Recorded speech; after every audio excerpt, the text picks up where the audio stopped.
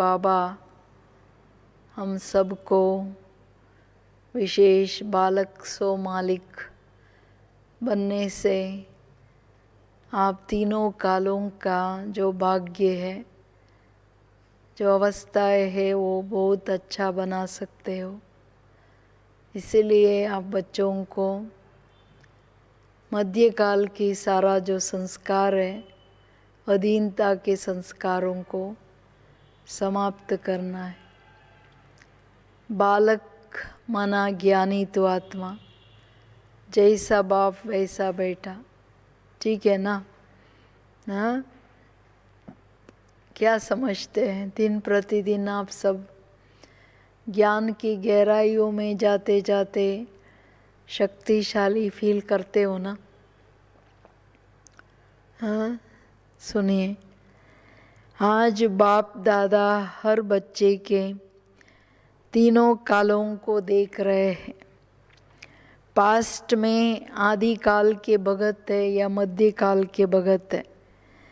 क्या भक्ति काल समाप्त हो गया है या नहीं?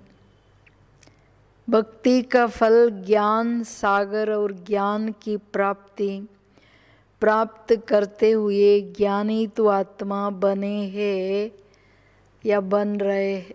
हर एक ये सब प्रश्न ही प्रश्न पूछ रहा है बाबा। सुनते सुनते एक एक बात आप अपने अंदर से पूछिए कि मैं ज्ञानी तो आत्मा कितना, या भक्ति काल समाप्त हुआ या भक्ति का संस्कार चल रहा है? क्योंकि बाबा तीनों कालों को देख रहे हैं। उसमें क्या देख रहा है? पास्ट, अभी इस जीवन के पास्ट माना हमारी भक्ति काल है। तो हम द्वापर के आदि से भगत आत्माएं हैं या मध्य काल में भक्ति किया है, क्या है? क्योंकि आदि काल के बहुत भक्ति किया हुआ नवदा भगत आत्माएं जो होते हैं वो कंप्लीट ज्ञानी तो आत्मा बनते हैं। जो जितना भक्ति किया है उतना उसको ज्ञान में ज्ञान का फल मिलता है। माना भक्ति का फल ज्ञान, फिर ज्ञान की फल माना यहाँ की जो जीवन है संपूर्ण ज्ञान को प्राप्त करना या नहीं, उसके आधार से भविष्य है। इसीलिए बाबा कहते हैं बच्चों को देखते हुए ये देख रहे हैं बच्चों की भक्ति काल समाप्त हो गया है या रहा हुआ है। क्योंकि भक्ति का फल ज्ञान सागर से ज्ञानी तो ज्ञान सागर से ज्ञान प्राप्त करके ज्ञानी तो आत्मा संपूर्ण रीति से बने हैं या अभी तक बन रहे हैं। भक्ति के संस्कार अधीनता अर्थात किसी के अधीन रहना, मांगना, पुकारना, स्वयं को सदा संपन्नता से दूर समझना, इस प्रकार के संस्कार अभी तक अंश मात्र में रहे हुए हैं या वंश रूप में भी है।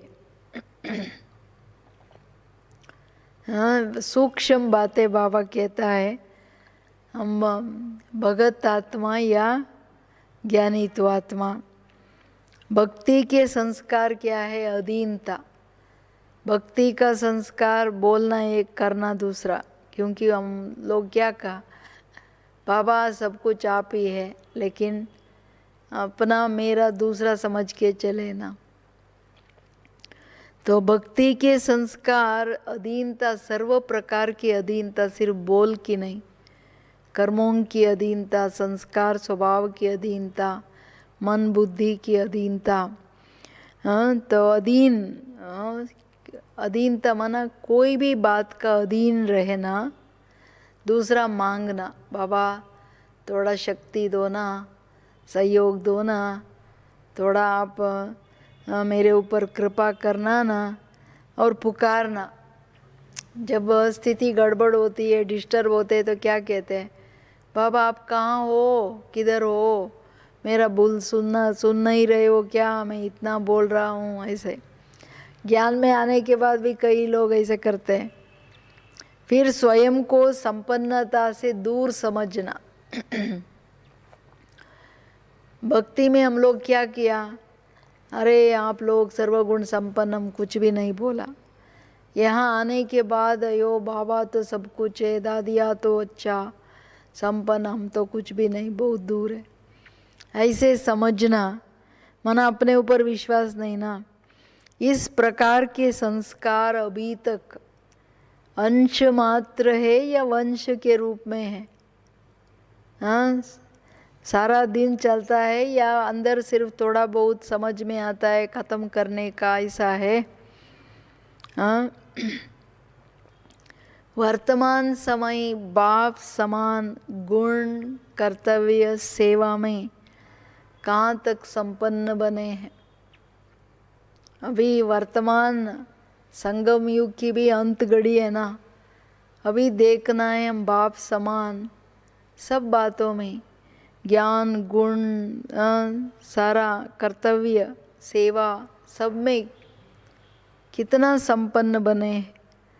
वर्तमान के आधार से भविष्य प्रारब्ध कितना श्रेष्ठ बना रहे हैं।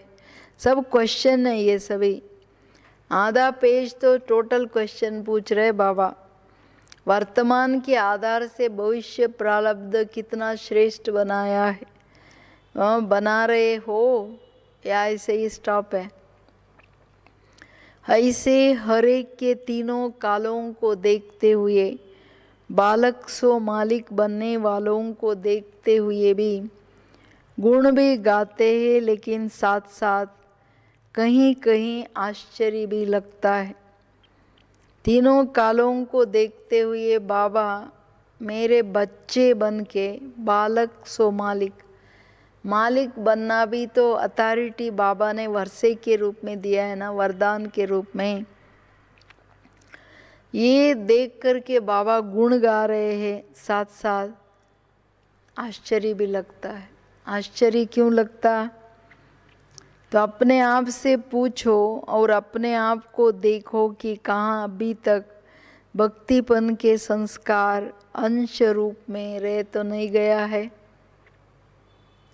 बाबा को आश्चर्य तो लगेगा ना, इतना सारा वरदान, इतना वर्षे में सब कुछ देते हुए भी ऐसा अंश और वंश क्यों है संस्कार भक्ति का?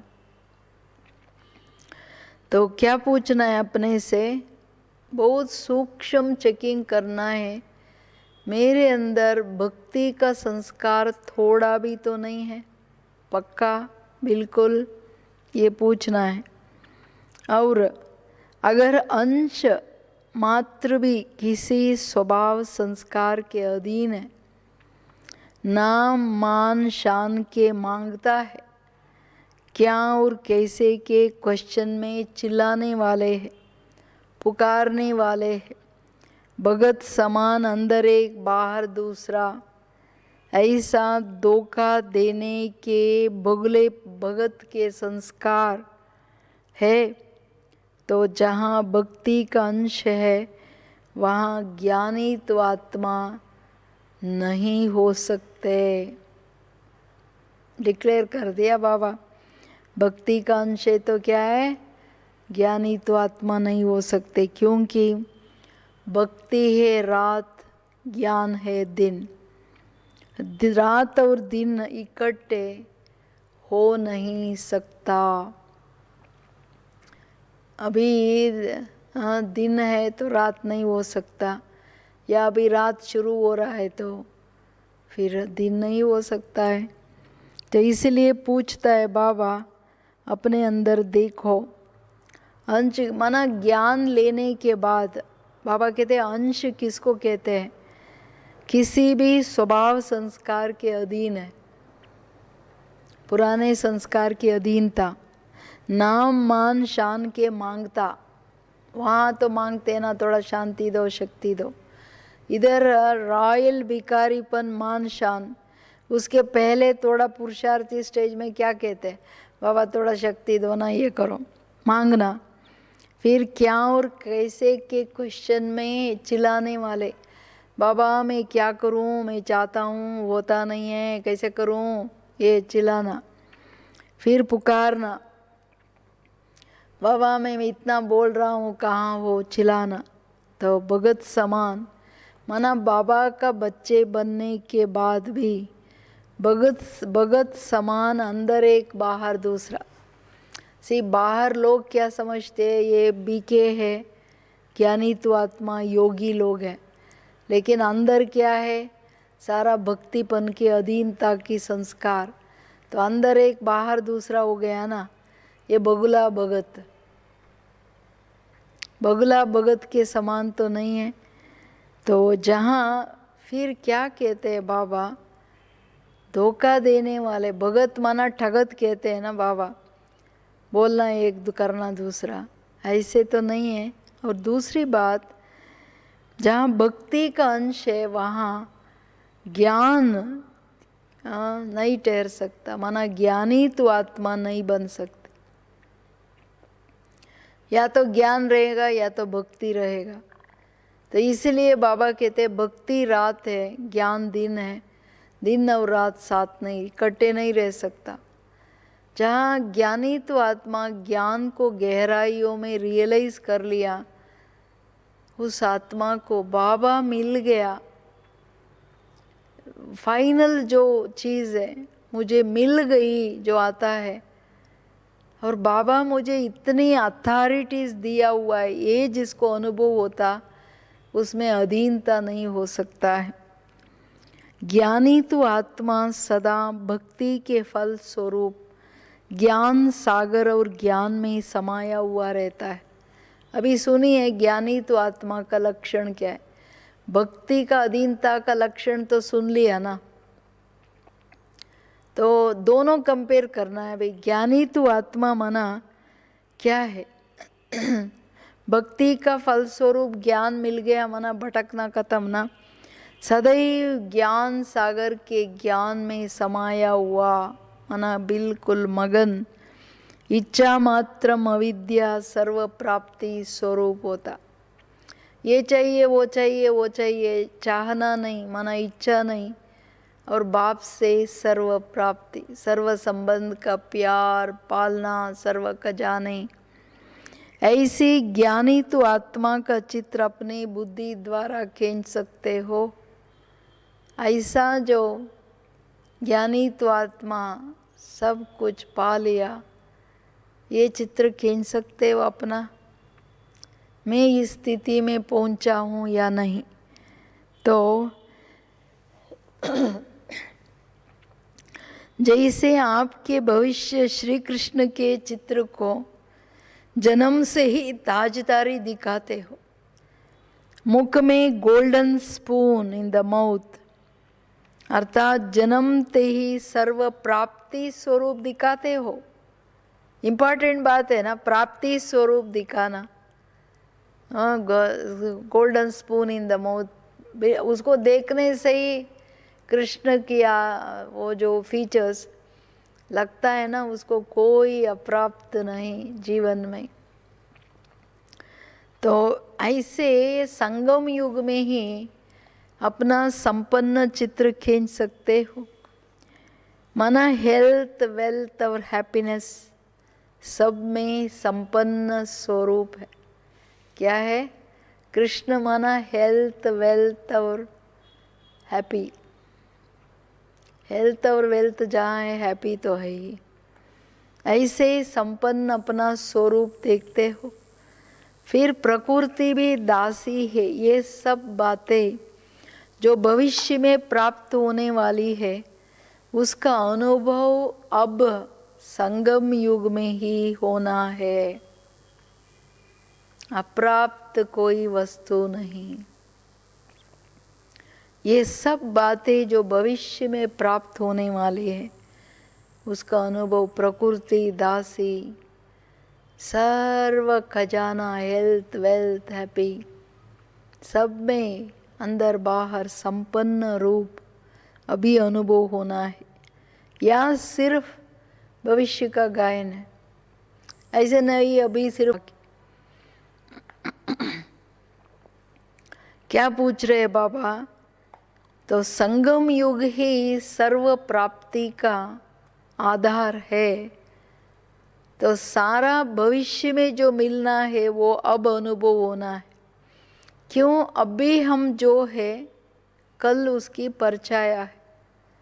तो सर्व प्राप्ति स्वरूप का जो संस्कार है, भविष्य की जो गायन है, वो अब अनुभव होना है।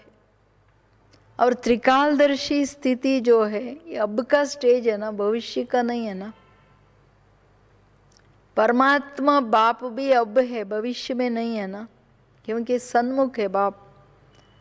और वर्षा भी अब है, वरदान भी अब है, भविष्य नहीं है।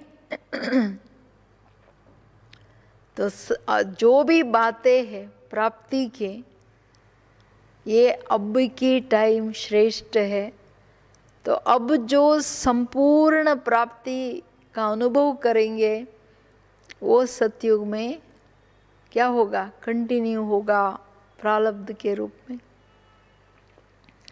संगम युग के ही अंतिम संपूर्ण स्टेज का चित्र भविष्य चित्र में दिखाते हैं ना।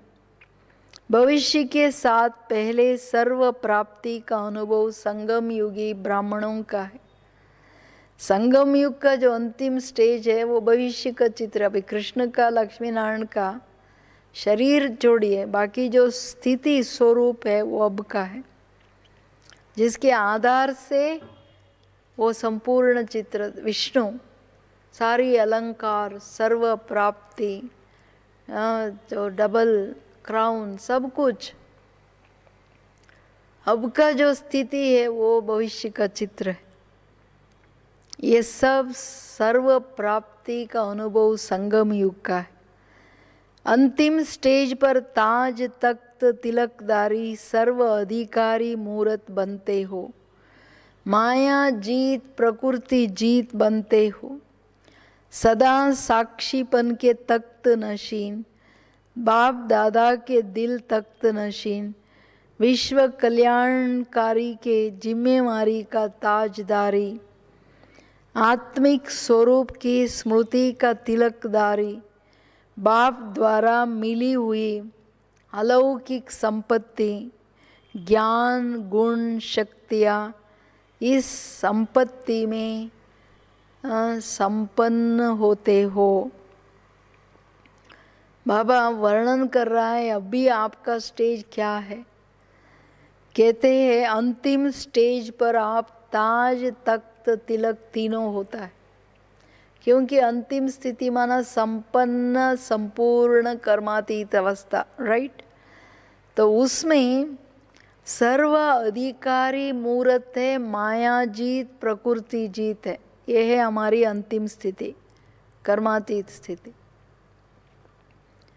माया जीत प्रकृति जीत माना सर्व में संपन्न स्वरूप, सर्व अधिकारी मूर्त, और सदा साक्षीपन के तख्त नशीन, अकाल मूर्त परमात्मा साक्षी अवस्था में,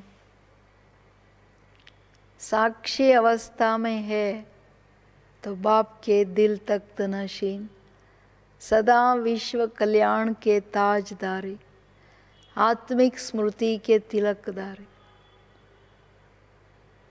हाँ, तो तीनों कायम और सदा। और साथ साथ और क्या बोल रहे बाबा? बाप द्वारा मिली हुई अलौकिक संपत्ति जो है ना, ज्ञान गुण शक्तियों में एकदम संपन्न संपूर्ण आत्मा है। किसी भी बात का ज्ञान की कमी या गुण की कमी, शक्तियों की कमी नहीं रहेगा, तभी तो कहेंगे ना संपूर्ण स्टेज। सिंगल ताज भी नहीं, डबल ताजदारी होते हो। जैसे डबल ताज दिल तख्त और साक्षीपन की स्टेज का तख्त का डबल तख्त, क्या बोल रहे बाबा? साक्षी स्थिति का तख्त दिल तख्त, डबल तख्त है। जिम्मेवारी भी दो है। हाँ, दोनों साक्षी स्टेज में जो निरंतर रहेगा, मन बुद्धि यहाँ किसी बात में प्रभावित नहीं रहेगा, वो आत्मा ऊपर ज़्यादा टाइम रह सकेंगे बाबा के दिल पे। जितना हम याद करेंगे जिगरी बाबा के दिल में रहेंगे, इम्पॉर्टेंट बात है। और दूसरा ताज जो है, विश्व कल्याण के ताजदारी, पवित्रता की ताज, लाइट का ताज, डबल ताज हो गया, डबल क्राउन नहीं ना, सेवा का ताज साथ साथ संपूर्ण प्यूरिटी का लाइट का क्राउन भी होता, डबल ताज, डबल तख्त और सर्व प्राप्ति संपन्न स्वरूप गोल्डन स्पून। तो क्या, लेकिन हीरे समान बन जाते हो। हीरे के आगे सोना तो कुछ भी नहीं है ना, जीवन ही हीरा बन जाता है। ज्ञान के गहने गुणों के गहनों से सदा सजे सजाए बनते। संगम युग की राजाई का वर्णन कर रहा है बाबा, एक एक बात सुन करके वो स्वरूप अनुभव करते जाओ। गोल्डन स्पून तो क्या, बाबा कहते हीरे समान बन जाते हो।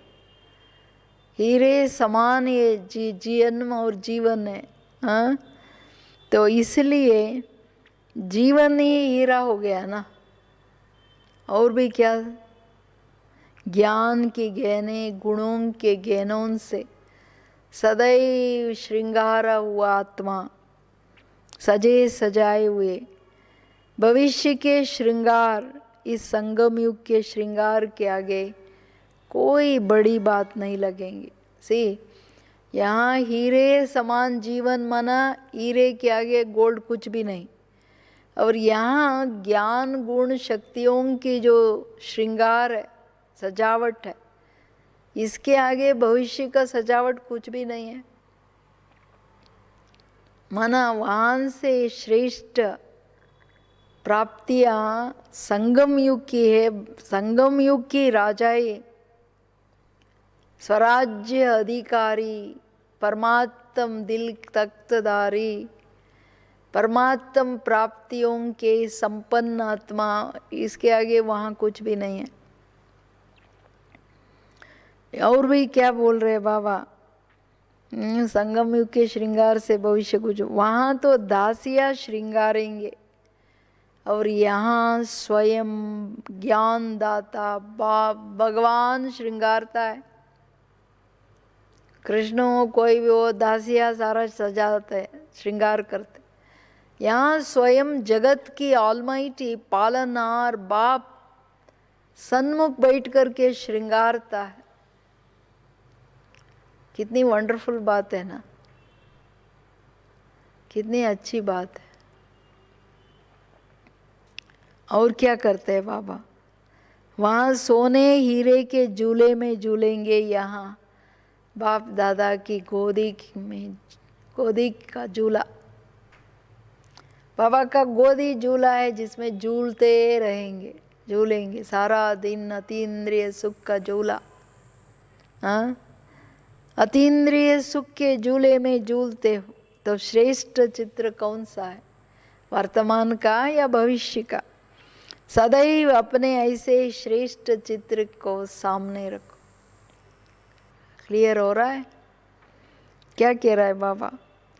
निरंतर बाप के गोदी मना, अतीन्द्रिय सुख के झूले में झूलते हो। तो श्रेष्ठ चित्र अभी का है ना,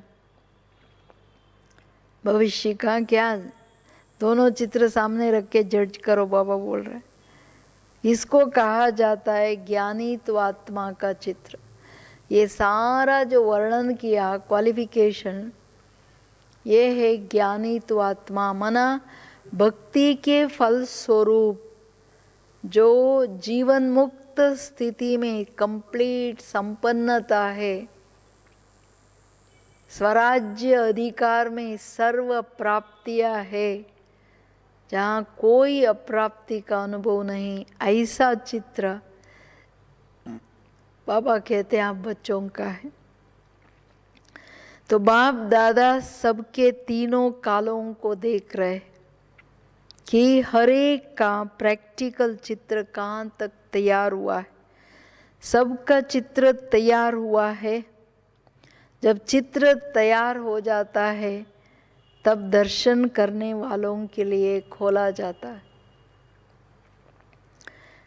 तीनों कालों को बाबा देख रहे बड़े हर बच्चे का, और देख करके अभी पास्ट क्या है पता पड़ गया। अभी उस समान प्रैक्टिकल चित्र चाहिए ना, सिर्फ सोचने से नहीं। हमारा कर्मों में ये सारी बातें, हमारी व्यवहार में, हमारी स्थिति में वो संपन्नता आ जाए, वो देख रहे बाबा। चित्र कहाँ तक तैयार हुआ है, संपन्न हुआ है, और सबका चित्र तैयार हुआ है या सिर्फ कोई कोई का चित्र तैयार हुआ है। क्योंकि चित्र तैयार होने के बाद ही दर्शन के लिए खोला जाता है। ऐसा है ना चित्र। सभी ऐसे ही खोलते नहीं, आधा श्रृंगार में। टेम्पल में पर्दा कब खोलता है? दर्शन सदैव संपूर्ण मूर्ति का किया जाता। फुल श्रृंगार भरा आत्मा दर्शन के योग्य तभी खुलता है मंदिर में। खंडित मूर्ति का दर्शन नहीं होता।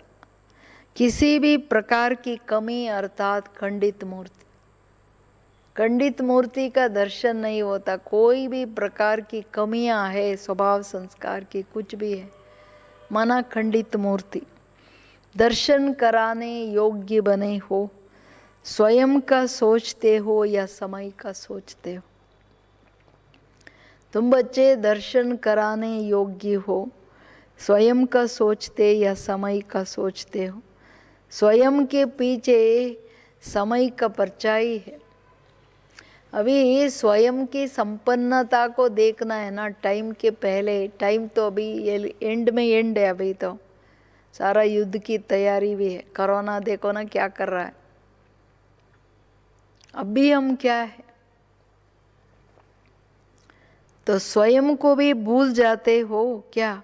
इसलिए मास्टर त्रिकालदर्शी बन, अपने तीनों कालों को जानते हुए स्वयं को संपन्न मूर्त अर्थात दर्शन मूर्त बनाओ। समझाना, अभी स्वयं को भूलना नहीं, टाइम के ऊपर सोचना नहीं। स्वयं को त्रिकालदर्शी बनाओ और अपने तीनों कालों को देखते हुए मैं कौन सी आत्मा, व्हाट एम आई।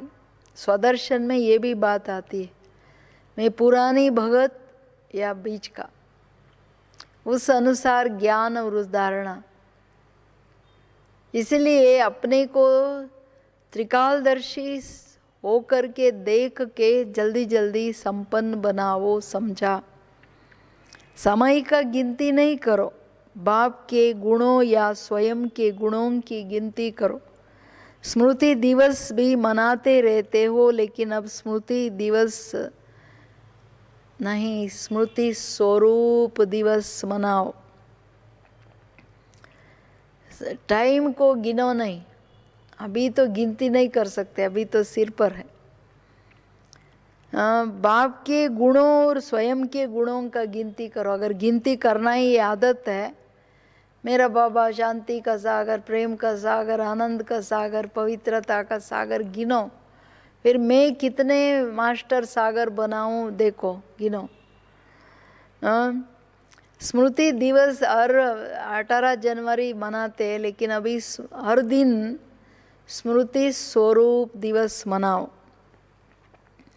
इसी स्मृति दिवस का यादगार शांति स्तंभ, पवित्रता स्तंभ, शक्ति स्तंभ बनाया है ना, वैसे ही स्वयं को इन सब बातों का स्तंभ बनाओ, जो कोई भी हिला नहीं सकता, जो कोई हिला नहीं सकता। तो इम्पॉर्टेंट बात है। बाबा कहते हैं तो अभी शांति स्तंभ के पास जाने से क्या है, शांति ये चारों ओर लिखा है, शांति स्तंभ, पवित्रता स्तंभ, शक्ति स्तंभ, ज्ञान का स्तंभ। आप अपने को ऐसा बनाओ जो कोई भी हिला ना सके, इतना पावरफुल बनाओ। तो ये इम्पॉर्टेंट बात है। तो बाबा कहते हैं बाप के स्नेह के सिर्फ गीत नहीं गाओ, लेकिन स्वयं बाप समान अव्यक्त स्थिति स्वरूप बनो। जो सब आपके गीत गाए, गीत भले गाओ, लेकिन जिसके गीत गाते हो वो स्वयं आपके गीत गाए, ऐसे अपने को बनाओ। बाबा कहते हैं इतना अचल स्तंभ मना हिलता नहीं है ना। इन हर गुण शक्तियों में ऐसा ये स्थिर बन जाओ, स्तंभ बन जाओ, जो कोई भी परिस्थिति या व्यक्ति आपको हिलाए नहीं। से अभी कोई कुछ बोल दिया, खुशी गायब हो गई, ज्ञान खुशी गुण दोनों गायब हो गया ना। ड्रामा समझा नहीं है ना, इसलिए तो गड़बड़ है। तो ये देखो कैसे है। तो इसलिए बाबा कहते हैं बाप समान अव्यक्त स्थिति स्वरूप बनो। रोज बाप के स्नेह का गीत गाते हैं ना, तो सिर्फ गाओ नहीं, बाबा कहते हैं स्वरूप बनो। आज भी बाबा कह रहा था ना, प्यार प्यार का वर्षा दिया है, तो ऐसे स्वरूप बनो। तो इसलिए बाबा कहते हैं बाप समान अव्यक्त स्थिति स्वरूप बनो, जो सब आपका गीत गाए। दुनिया वाले सभी अरे ये तो बाप जैसा है, ये गीत गाए, लेकिन जिसके गीत गाते हो वो आपके गीत गाए। बाबा भी बच्चों का गीत गाता है, लेकिन बाबा को डिसअपॉइंट नहीं करना है ना। बाप जैसा बाप बोलते हैं वैसा बनना है। इस स्मृति दिवस पर बाप स्नेह का प्रैक्टिकल रूप देखना चाहते। स्नेह की निशानी, प्यार माना क्या? कुर्बानी। जो बाप बच्चों से कुर्बानी चाहते हैं वो सब जानते भी हो। प्रैक्टिकल स्वरूप स्वयं की कमजोरियों की कुर्बानी। इस कुर्बानी के मन से गीत गाओ कि बाप के स्नेह में कुर्बान किया। स्नेह की प्रैक्टिकल रूप क्या है? कुर्बानी माना बाबा कुर्बानी क्या चाहता है? हमारा प्रॉपर्टी नहीं चाहिए, शरीर नहीं, कुछ भी नहीं। बाबा कहते आपके अंदर जो कमी कमजोरियां है उसका कुर्बान करो, बलि चढ़ाओ। यही स्नेह है। हाँ, दिल से कहो बाबा आपके स्नेह में सारा कमजोरी खत्म कर दिया। हाँ, ये स्नेह के पीछे कुर्बान करने में कोई मुश्किल है क्या? हाँ, लगता है मुश्किल, बाबा चाहते हैं लेकिन होता नहीं, ऐसे तो नहीं है ना। यह असंभव बात भी संभव सहज अनुभव होती। मुश्किल समझते हो, या बाबा के प्यार में तो सब असंभव संभव हो सकता है। मैं सब कुछ कर सकता हूँ, ऐसा लगता है। क्या लगता है? तो इम्पॉर्टेंट बात है ना जो बाबा कह रहा है। हाँ, तो ये देखिए। हाँ, तो अब का स्मृति दिवस समर्थी दिवस के रूप में मनाओ। स्मृति स्वरूप, समर्थ स्वरूप समझा। बाप उस दिन विशेष देखेंगे कि किस किस ने कौन कौन सी कुर्बानी और किस परसेंट और किस रूप में चढ़ाई है, मजबूरी से या मोहब्बत से। नियम प्रमाण नहीं करना, नियम है इसलिए करना है, ऐसे मजबूरी से नहीं करना है। दिल के स्नेह का ही स्वीकार होता है। ये बाबा क्लियर कर रहे हैं सब कुछ। कुर्बानी कैसे किया जाता है। हाँ, तो बाबा कहते हैं 18 तारीख आ रहा है तो देखेंगे कौन कौन कुर्बानी कितना परसेंटेज में किस स्वरूप से करता है। कंप्लीट कुर्बानी या थोड़ा थोड़ा जेब खर्चा रखते हैं, या नियम प्रमाण है वो करना है, नहीं तो कैसे चलेगा करके, ऐसा नहीं। दिल से, मजबूरी से। नियम प्रमाण करना माना मजबूरी से। दिल के स्नेह में मैं जैसा बाप वैसा बेटा, मुझे बनना ही है, ऐसा समझ के करते हो, वो स्नेह का कुर्बानी स्वीकार होता है। अगर स्वीकार नहीं हुआ तो बेकार हुआ, स्वीकार नहीं तो बेकार, वेस्ट गया। इसलिए सुनाया कि बगुला भगत नहीं बनना, स्वयं को धोखा नहीं देना। सत्य बाप के पास सत्य ही स्वीकार होता, बाकी सब पाप के खाते में जमा होता, न कि बाप के खाते में। बड़ा सीक्रेट बोल दिया। पाप का खाता समाप्त कर बाप के खाते में भरो, कदम में पद्मों की कमाई कर पदमपति बनो। जी बाबा की आशाएं कितना ऊंचे, क्या कह रहा है बाबा? दिल से स्नेह से, दिल का स्नेह से करेंगे तो स्वीकारूंगा, नहीं तो बेकार। इसलिए पहले ही सुना दिया ना, आप बच्चे हो, बगुला भगत के समान धोखा, अपने को भी धोखा नहीं दो, किसी को भी धोखा नहीं, अंदर बाहर साफ सच्चा। और सत्य बाप के पास जो कुछ भी सच्चाई से करते हैं, दिल से करते हैं, वही स्वीकार होता है। सत्यता नहीं तो स्वीकार नहीं होता है। बाकी बाबा कहते हैं जहाँ सच्चाई नहीं, सत्यता नहीं, वो सब पाप के खाते में जमा होता है, बाबा के खाते में नहीं। ये बहुत महीन बात है। देहबान झूठा है ना, देहबान में हम जो कुछ भी करते हैं सब पाप के खाते में जाएगा। सेवा समझ के भी देहबान में करते हैं तो भी वो बाबा के खाते में नहीं जाएगा। बाबा बाबा बाबा, बाबा के गुणों, बाबा के ज्ञान के अनुसार, शक्तियों के अनुसार जो सच्चे दिल से करते हैं वही बाबा के खाते में जाएगा, बाकी सब वेस्ट। अच्छा ठीक है। ऐसे इशारे से समझने वाले, समय को नहीं लेकिन स्वयं की सोचने वाले, बाप के स्नेह में एक सेकंड के दृढ़ संकल्प के कुर्बानी करने वाले, डबल ताज डबल तख्त नशीन ज्ञानी तो आत्माओं को बाप दादा का याद प्यार और नमस्ते नमस्ते नमस्ते। ठीक है ना? सी हर एक बाबा के बच्चे त्याग किया है, कुर्बान किया है, लेकिन आपको देखना है कैसे करते हैं, दिल से या मजबूरी। ठीक है। ओम शांति।